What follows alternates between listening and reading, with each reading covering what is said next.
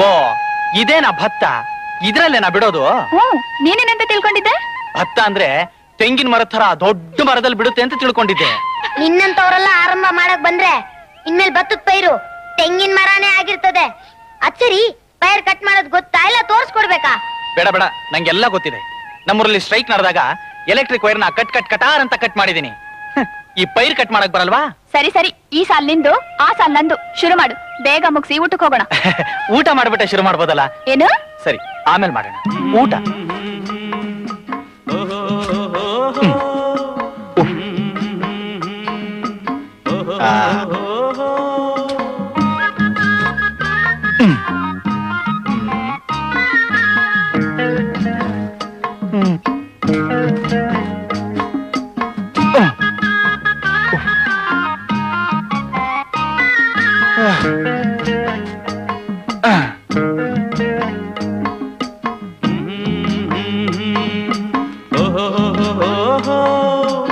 ಅಕ್ಕ ಅಲ್ಲೋಡು.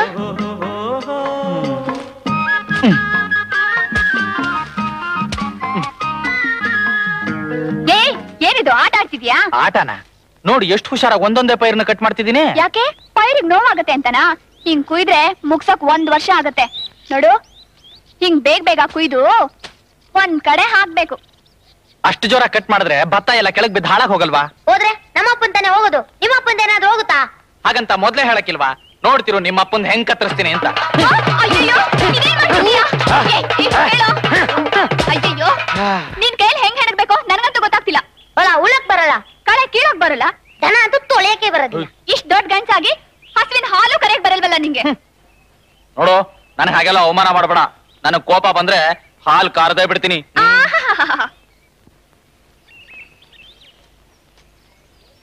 ನನಗೆ ಹಾಲು ಕರಿಯಕ್ ಬರಲ್ವಾ? ಕರ ತೋರಿಸ್ತೀನಿ ಈಗ.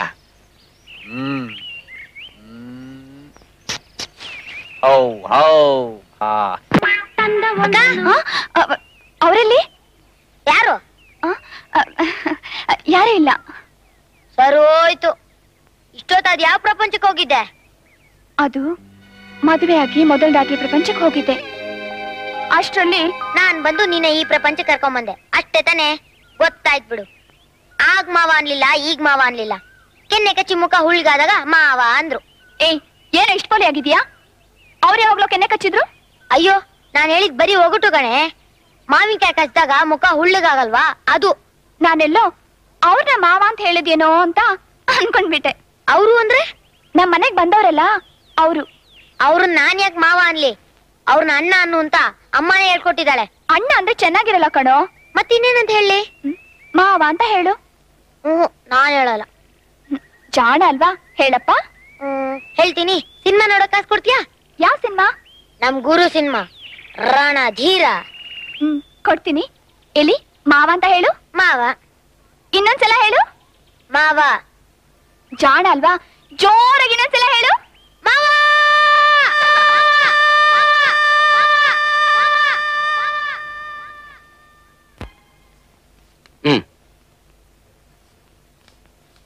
ತಗೋ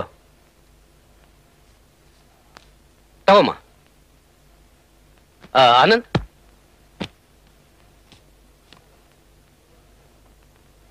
ಸರ್ ತಗೋ ನಿನ್ನ 1 ತಿಂಗಳ ಸಂಬಳ. ಸಂಬಳನ ನನಗ? ಹೌದಪ್ಪ, ನೀನ್ ಬಂದು 1 ತಿಂಗಳಾಯ್ತು. ಕಷ್ಟಪಟ್ಟು ಕೆಲಸ ಮಾಡಿದ್ಯಾ, ಸಂಬಳ ಕೊಡಬಾರ್ದಾ? ಏನ್ ಸರ್, ನೀವೇ ಮನೇಲಿ ಇಟ್ಕೊಂಡು ಊಟ ಹಾಕ್ತಿದ್ದೀರಾ? ನಾನು ಮಾಡೋ ಕೆಲಸಕ್ಕೆ ಸಂಬಳ ಬೇರೆ ತಗೋಬೇಕೆ? ಊಟದ್ದೆಲ್ಲ ಯಾವ ಲೆಕ್ಕ? ನನ್ನ ಮಕ್ಕಳಲ್ಲಿ ನೀನು ಒಬ್ಬ. ತಗೋ. ನೋಡು, ಕೈಗೆ ಹಣ ಸಿಕ್ತು ಅಂತ ಸಿನಿಮಾ, ನಾಟಕ, ಬೀಡಿ, ಸಿಗರೇಟು ಅಂತ ಖರ್ಚು ಮಾಡ್ಬೇಡ. ಖರ್ಚು ಮಾಡೋದೇನೋ ಸುಲಭ, ಆದ್ರೆ ಸಂಪಾದನೆ ಮಾಡೋದು ಕಷ್ಟ. ಹಣ ಉಳಿಸಿ ಕೂಡಿಟ್ಕೋಬೇಕು. ಕಷ್ಟ ಕಾಲಕ್ಕೆ ಬೇಕಾಗತ್ತಪ್ಪ.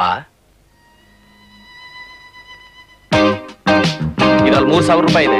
500 ರೂಪಾಯಿ ಅವನಿಗೆ ಟಿಪ್ಸ್. 500 ರೂಪಾಯಿ ಟಿಪ್ಸಾ? ನೋಡು ಫ್ರೆಂಡ್, ದುಡ್ಡಿರೋದು ಯಾತಕ್ಕೆ? ಮಜಾ ಮಾಡೋಕೆ. ನಾವು ಮಜಾ ಮಾಡ್ತಿದ್ದೀವಿ. ನಮ್ಮ ಹೆಸರಲ್ಲಿ ಅವನು ಮಜಾ ಮಾಡ್ಲಿ ಬಿಡು. ಕೊಡು. ಏನಪ್ಪ, ಯಾಕೆ ಹಾಗೆ ನೋಡ್ತಿದ್ಯಾ? ಯಾವತ್ತು ಹಣ ನೋಡಿರ್ಲಿಲ್ವಾ? ಇಲ್ಲ ಸರ್, ಈ ರೀತಿ ಬೆವರು ಸುರಿಸಿ ಸಂಪಾದನೆ ಮಾಡಿದ ಹಣನ ನಾನು ಯಾವತ್ತೂ ನೋಡಿರ್ಲಿಲ್ಲ. ಓ, ಆಗ್ಲೇ ಇಂಜಿನಿಯರ್ ಬಂದ್ಬಿಟ್ಟಿದ್ದಾರೆ. ನಮಸ್ಕಾರ ಸರ್. ನಮಸ್ಕಾರ ಇಂಜಿನಿಯರ್. ಸರ್ವೆ ಎಲ್ಲ ಮಾಡಿದ್ದಾಯ್ತೇನ್ರಿ? ಆಗಿದೆ ಸರ್.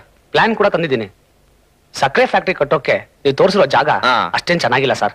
ಮೊದ್ಲೇ ಅಪಶಕನ ನುಡಿತಾ ಇದ್ದೀರಲ್ರಿ. ಅಲ್ರೇ ನಮ್ ತಾಲೂಕ್ನಲ್ಲಿ ಎಲ್ಲೂ ಸಕ್ಕರೆ ಫ್ಯಾಕ್ಟ್ರಿ ಇಲ್ಲ. ಇಲ್ಲಿ ಬೆಳೆಯೋ ಕಬ್ಬೆಲ್ಲ ಬೇರೆ ಕಡೆ ಹೋಗ್ತಾ ಇದೆ. ಇಲ್ಲೇ ಸಕ್ಕರೆ ಫ್ಯಾಕ್ಟ್ರಿ ಇದ್ರೆ ನಮಗೂ ಅನುಕೂಲ, ನಮ್ಮ ರೈತರಿಗೂ ಅನುಕೂಲ ಅಂತ ನಮ್ಮ ಐಡಿಯಾ ಏನೋ ಚೆನ್ನಾಗಿದೆ ಸರ್. ಆದ್ರೆ ನೀವು ತೋರಿಸಿರೋ ಜಾಗ ಟೌನ್ ಅಲ್ಲಿ ಇದೆ. ಪಕ್ಕದಲ್ಲಿ ಕೆರೆ ಬೇರೆ, ರಸ್ತೆ ಬೇರೆ ಚೆನ್ನಾಗಿಲ್ಲ. ಟ್ರಾನ್ಸ್ಪೋರ್ಟೇಶನ್ಗೆ ಬಹಳ ತೊಂದ್ರೆ. ಇದ್ರ ಬದಲು ಆ ಮಿಲಿಟರಿ ರುದ್ರಪ್ಪನವ್ರ ಮನೆ ಸುತ್ತಮುತ್ತ ಪ್ರದೇಶ ಇದೆಯಲ್ಲ, ಅಲ್ಲಿ ನಮ್ ಫ್ಯಾಕ್ಟ್ರಿ ಕಟ್ಟೋಕೆ ತುಂಬಾ ಚೆನ್ನಾಗಿರುತ್ತೆ ಸರ್. ಹೌದು, ಮಾರ್ಕ್ ಮಾಡಿದೀನಿ ನೋಡಿ. ಇದು ಬಸ್ ಸ್ಟ್ಯಾಂಡ್, ಇದು ಹೈವೇ. ಪ್ಲಾನ್ ತುಂಬಾ ಚೆನ್ನಾಗಿದೆ ಪಾರ್ಟ್ನರ್. ಈ ಜಾಗದಲ್ಲಿ ನಾವು ಫ್ಯಾಕ್ಟ್ರಿ ಕಟ್ಟಿದ್ರೆ ನಮ್ಗೆ ಅನುಕೂಲ ಜಾಸ್ತಿ. ಪಕ್ಕದಲ್ಲೇ ಬಸ್ ಸ್ಟ್ಯಾಂಡ್, ಹೈವೇ ಇರೋದ್ರಿಂದ ಟ್ರಾನ್ಸ್ಪೋರ್ಟೇಶನ್ ತುಂಬಾ ಅನುಕೂಲ ಆಗುತ್ತೆ. ಅನುಕೂಲವೇನೋ ಸರಿ, ಇಲ್ಲಿ ನಮ್ ರೈತರ ಮನೆಗಳಿದೆಯಲ್ಲ, ಅವರು ಆ ಜಾಗನ ಬಿಟ್ಬಿಡೋದಕ್ಕೆ ಒಪ್ಪೋದಿಲ್ವಲ್ಲ? ಯಾಕೆ ಒಪ್ಪೋದಿಲ್ಲ ರಂಗನಾಥ್? ಅಲ್ಲಿರೋ ಒಂದೊಂದು ಮನೆಗೂ 20,000 ರೂಪಾಯಿ ನಮ್ಗೆ ಕೊಟ್ಟು ಮನೆಗೊಬ್ಬರಿಗೆ ಫ್ಯಾಕ್ಟ್ರಿಲಿ ಕೆಲಸ ಕೊಡ್ತೀವಿ ಅಂದ್ರೆ ಆಯ್ತು. ರೈತರಿಗೇನೋ ದುಡ್ಡು ಕೊಟ್ಟು ಒಪ್ಪಿಸ್ಬಿಡ್ಬಹುದು, ಆದ್ರ ಮಿಲಿಟರಿ ಉದ್ರಪ್ಪ ಇದಾರಲ್ಲ ಅವನ್ನ ಒಪ್ಸೋದ್ ಕಷ್ಟ. ಟ್ರೈ ಮಾಡೋಣ ಕಣಯ್ಯ. ಅಲ್ರಿ, ನೀವೇ 100 ಎಕರೆ ಜಮೀನ್ ಇಟ್ಕೊಂಡು ಫ್ಯಾಕ್ಟ್ರಿ ಕಟ್ಟೋದಿಕ್ಕೆ ನಮ್ ಜಮೀನೇ ಯಾಕ್ರಿ ಬೇಕು ನಿಮ್ಗೆ? ತಪ್ಪು ತಿಳ್ಕೊಬೇಡಿ ಉದ್ರಪ್ಪ, ನಿಮ್ಮನ್ನೆಲ್ಲ ಇಲ್ಲಿಂದ ಓಡಿಸ್ಬೇಕು ಅನ್ನೋ ಉದ್ದೇಶ ನಮ್ದಲ್ಲ. ಈ ಜಾಗ ಫ್ಯಾಕ್ಟ್ರಿ ಕಟ್ಟೋದಕ್ಕೆ ತುಂಬಾ ಅನುಕೂಲವಾಗಿದೆ, ಅದಕ್ಕೋಸ್ಕರ ಕೇಳ್ತಾ ಇದ್ದೀನಿ. ನಿಮ್ಮೊಬ್ರಿಗೆ ಅನುಕೂಲ ಆಗುತ್ತೆ ಅಂತ ಇಷ್ಟು ಜನಕ್ಕೆ ಅನಾನುಕೂಲ ಮಾಡೋದು ಯಾವ ನ್ಯಾಯ ರೀ? ಇಲ್ಲಿರೋವೆಲ್ಲ ಹಳೆ ಮನೆಗಳೇ ತಾನೆ, ಇದನ್ನ ಬಿಟ್ಕೊಡೋದ್ರಿಂದ ತೊಂದ್ರೆ ಏನಿದೆ ನಿಮ್ಗೆ? ಇಷ್ಟು ದಿನ ವಾಸ ಮಾಡಿದ ಜಾಗ ಬಿಟ್ಟು ದನ ಕುರಿ ಮೇಕೆ ಎಲ್ಲ ಸಾಗಿಸ್ಕೊಂಡು ಬೇರೆ ಕಡೆ ಹೋಗಿ ಮನೆ ಕಟ್ಟಿ ವಾಸ ಮಾಡ್ಬೇಕಾದ್ರೆ ತೊಂದ್ರೆ ಆಗಲ್ವಾ? ನಾವು ಕೇಳ್ತಾ ಇರೋದು ರುದ್ರಪ್ಪನ್ನ. ನೀನ್ ಯಾರೋ ಇಲ್ಲಿ ಬಂದು ಮಾತಾಡೋದಕ್ಕೆ? ಅವನೇನು ಬೇರೆ ಅಲ್ಲ, ನಮ್ ಹುಡುಗಾನೆ. ಅವನ್ ಹೇಳೋ ಮಾತೆ ನಾನು ಹೇಳೋದು. ಇದು ನಮ್ ಪೂರ್ವಿಕರ ಕಾಲದಿಂದ ವಾಸ ಮಾಡ್ತಿರೋ ಜಾಗ. ನೀವು ಫ್ಯಾಕ್ಟ್ರಿ ಕಟ್ಲಿ ಅಂತ ನಾವೆಲ್ಲ ಮನೆ ಬಿಟ್ಟು ಹೋಗಕ್ಕಾಗಲ್ಲ.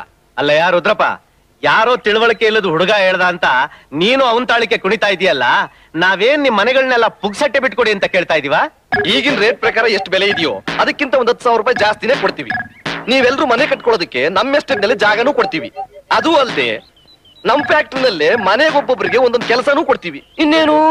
ಇವ್ರು ಹೇಳೋ ಮಾತು ನ್ಯಾಯವಾಗಿ ಆಯ್ತಾ ರುದ್ರಣ್ಣ? ಸಾಕ್ ಸುಮ್ನೆ ನಿಗೊಂದು ಗೊತ್ತಾಗಲ್ಲ. ಇವ್ರ ಫ್ಯಾಕ್ಟ್ರಿ ಕಟ್ಟಿ ಕೋಟಿಗಟ್ಟಲೆ ಸಂಪಾದಿಸ್ಕೊಳ್ಳಕ್ಕೆ ನಾವೆಲ್ಲ ನಮ್ ಜಾಗ ಖಾಲಿ ಮಾಡ್ಬೇಕಾ? ಇವ್ರು ಕೊಡ್ತೀವಿ ಅಂತ ಹೇಳ್ತಿರೋ ಜಾಗ ಇಲ್ಲಿಂದ 3 ಮೈಲಿ ದೂರ ಇದೆ. ಅಲ್ಲಿಂದ ಇಲ್ಲಿಗೆ ಬಂದು ಹೊಲ ಗದ್ದೆ ಬೇಸಾಯ ಮಾಡಕ್ಕಾಗತ್ತಾ? ಅದು ಅಲ್ಲದೆ ಆ ಜಾಗ ದಿಣ್ಣೆ ಮೇಲಿದೆ, ನೀರಿಗೂ ತೊಂದ್ರೆ ಆಗುತ್ತೆ. ಇವ್ರ ಸಹವಾಸನೆ ನಮಗ್ ಬೇಡ.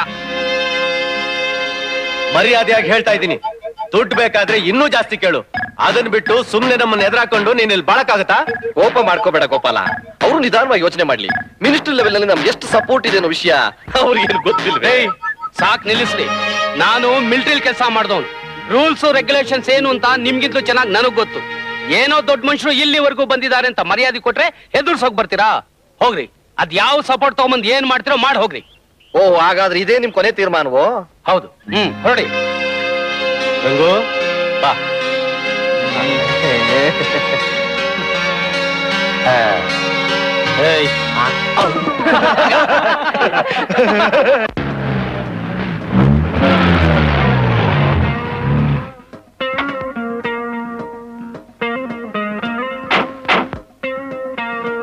ಸಂಪಂಗಿ, ಬಂದೆ ಅಮ್ಮ ಅವ್ರೆ.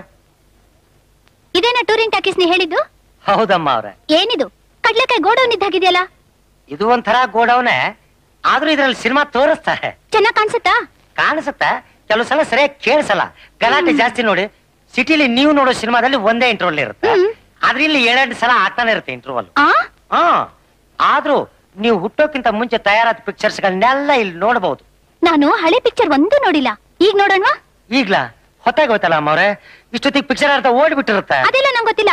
ಈಗ್ಲೇ ಹೋಗಿ ನಾನ್ ಬಂದಿದ್ದೀನಿ ಅಂತ ಹೇಳಿ ಪಿಕ್ಚರ್ನ ಮೊದ್ಲಿಂದ ಹಾಕ್ಸು. ಒಳ್ಳೆ ಗ್ರಾಚಾರ ಬಂತಲ್ಲಪ್ಪ. ಆಯ್ತು, ಹೋಗಿ ಕೇಳಿ ನೋಡ್ತೀನಿ.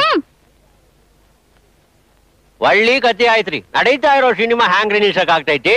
6 ಗಂಟೆ ಇನ್ನೊಂದ್ ಶೋ ಐತಿ, ಆವಾಗ ಬಂದ್ ನೋಡಾಕ್ ಹೇಳ್ರಿ. 6 ಗಂಟೆ ಬರ್ಬೇಕಾ? ಯೋ ಮ್ಯಾನೇಜರ್, ಹುಡುಗಾಟ ಆಡ್ತಾ ಇದೀಯಾ? ಬಂದಿರೋ ಹುಡುಗಿ ಯಾರ ಮಗಳು ಗೊತ್ತಾ? ಗೊತ್ತ್ರಿ, ಅದೇ ಕಾಫಿ ಎಸ್ಟೇಟ್ ಓನರ್ ರಂಗನಾಥ್ ರಾಯರ್ ಮಗಳು ಅಲ್ವೇನ್ರಿ ಅಪ್ಪ? ಇಷ್ಟೇನಾ ಗೊತ್ತಿರೋದ್ ನಿಂಗೆ? ಇನ್ನೂ ಗೊತ್ತ್ರಿ, ಆಕಿ ಕಾರ್ ಬಂದಾಗ ರೈಲ್ವೆ ಗೇಟ್ ತೆಗಿಲಿಲ್ಲ ಅಂತ ಅದೇ ಜಾಗದಲ್ಲಿ ಒಂದು ಬ್ರಿಡ್ಜ್ ಕಟ್ಟಿದ್ರಲ್ಲ. ಈಗ ನೀನ್ ಪಿಕ್ಚರ್ ತೋರ್ಸ್ಲಿಲ್ಲ ಅಂದ್ರೆ ಏನ್ ಕಟ್ಟಿಸ್ತಾರೆ ಗೊತ್ತಾ? ಏನ್ ಕಟ್ಟಿಸ್ತಾರಪ್ಪ? ಈ ಟೂರಿಂಗ್ ಟಾಕೀಸಿನ ಎತ್ತಂಗಡಿ ಮಾಡಿಸಿ ಇದೇ ಜಾಗದಲ್ಲಿ ಜೀವ ಸಮೇತ ನಿನ್ನ ಗೋರಿನ ಕಟ್ಟಿಸ್ಬಿಡ್ತಾರೆ. ಒಳ್ಳಿ ಪೀಕ್ಲಾಟಿ ತಂದೆಯಲ್ಲೋ ಯಪ್ಪ. ಹೌದು, ಒಳಗ್ ಸಿನಿಮಾ ನೋಡ್ತಿರೋ ಮಂದಿನೆಲ್ಲ ಆಚೆ ಕಳ್ಸೋ ಹೆಂಗೋ ಶಿವನ? ಯೋ ಮ್ಯಾನೇಜರ್, ಹಣ ನಾನ್ ಕೊಡ್ತೀನಿ, ತಲೆಗೆ 20 ರೂಪಾಯಿ ಕೊಟ್ಟು ನಾಳೆ ಬಂದು ಪಿಕ್ಚರ್ ನೋಡ್ರಿ ಅಂದ್ರೆ ಆಯ್ತು. ನೀನ್ ಹೋಗಿ ಸಿನಿಮಾ ನಿಲ್ಸು, ಬಾಕಿದೆಲ್ಲ ನಾನು ನೋಡ್ಕೋತೀನಿ. ಹೋಗೋ. ಆಯ್ತು ಯಪ್ಪ. ಲೇ ತಮ್ಮ,